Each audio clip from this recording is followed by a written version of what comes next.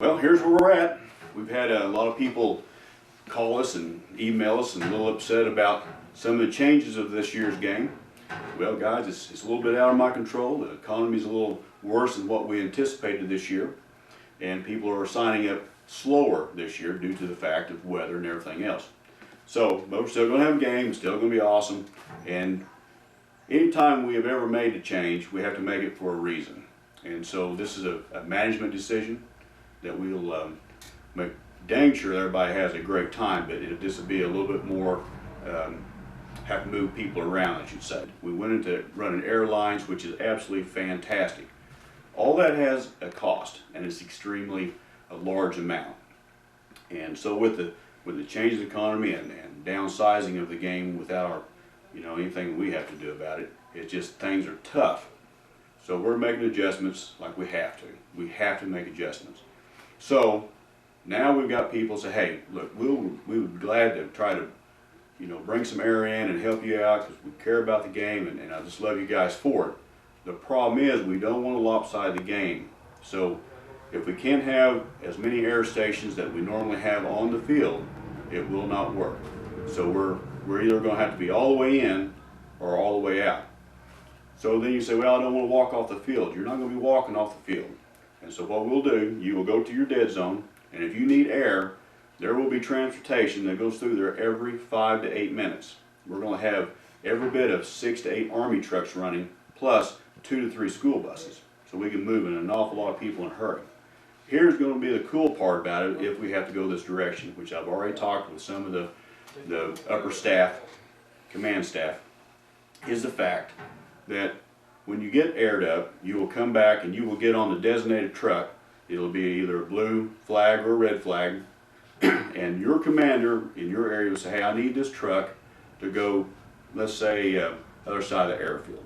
Well, you will be treated like a reinforcement at that time. You will not go back to the dead zone. You will go and be deployed into the game, and you will be in action instead of going back into the dead zone like we used to do it years ago. You will be deployed right then. You're not going to have to wait. You're going to be deployed, and you go right into action.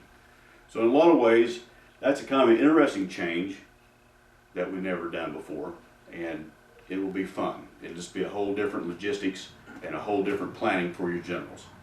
Now, if we have air stations, and people say, well, I want mobile units out on the field. But guys, here's what has to happen if we're not going to use the dead zones for these field units, is that you're going to be treated just like one of the tanks.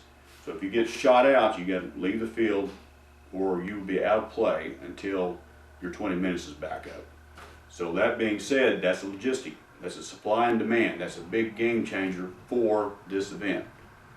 Right now we're still in limbo. We're still waiting on Rob to contact me to see what's going to happen. I guess he had surgery. I'm still waiting to see how many air units, if that's the case, that comes in and say, hey, we want to help out. And if that's the case, then maybe we'll be in the dead zones like before and no change. We're still in the unknown, but this is what is going on, and we will keep you posted. Here's what you got going on, buddy. We've been working on a game for Friday and consolidating Saturday's game. And I'm really excited about this because it poses a lot of new challenges, and it enables spectators to come out and watch a game on Friday. We're going to play Utah Beach on Friday, and it'll be scored at a 2-to-1 ratio. So Germans, if you field 200 players, we'll give you 1 honor point per player that fights on Utah Beach. Allies, since it's a 2-to-1 ratio, we'll give you half an honor point for every player that you field, up to but not exceeding 200 points during that game. We're going to play that game very similar to how we play it on Saturday, only it'll be a mini game.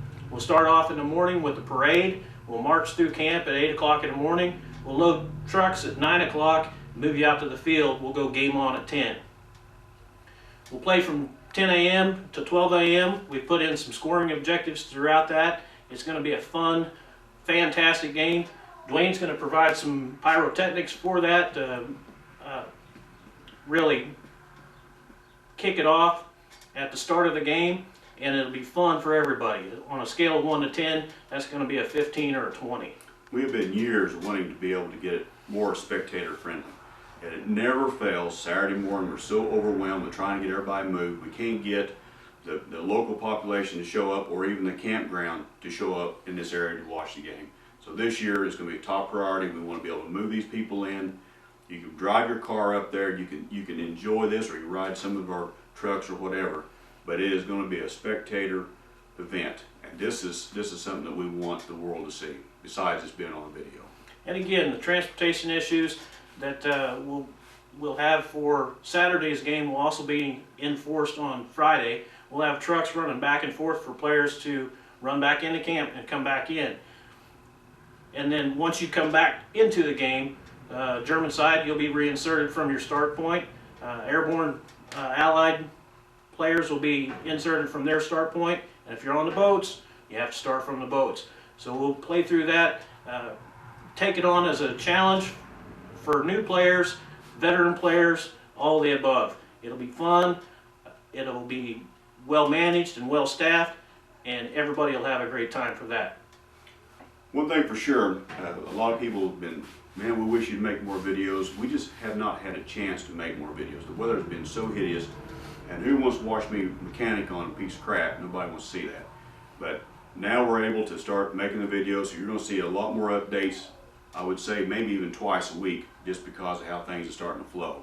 So be sure and stay in tune, because we're going to be a lot of changes, and there's going to be a lot of changes even after this video, just what we talked about. It's just we're in an unknown, and we're doing our very best to get you guys informed. It's all about being informed and getting you ready for the game. Now, one of the questions that was posed to me on the forum this week was the OC course was not on the schedule. That was an oversight on our part. The obstacle course will be run on Wednesday at 4 o'clock, and anybody's welcome to come and attend that. We'll run through that course.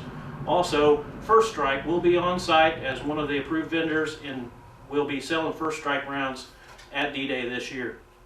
Additionally, paint and water will be available at all the dead zones. Regardless of the air issue, we will still provide paint and water at all of those dead zones for you guys to continue to hydrate and stay safe on the field. Okay, now some of the change, we're not going to have the staff, people that overseeing the night shifts and stuff like that. So when you come in and check in for registration, it'll be from 8 o'clock until 8 o'clock in the evening. So that'll be a big change for next year. And also, if you're coming to the game, make sure you print off that you've registered, because we'll have a person watching the main gate as you come in. We will have to collect entry fees or facility fees off from people that's not playing the game. So if you play, have your paper, but if everybody else in your car is not playing the game, we need to armband them, get them signed waivers, because last year a lot of people got through, and for insurance purposes we've got to make sure that they are banded and they have signed a waiver. So make sure you do that now, don't forget. Alright guys, we appreciate you having an interest in this game, and all the phone calls we have about the concerns and the passion to help drive the game is very appreciated. So guys, stay with us and we'll keep you informed. See you on the beach.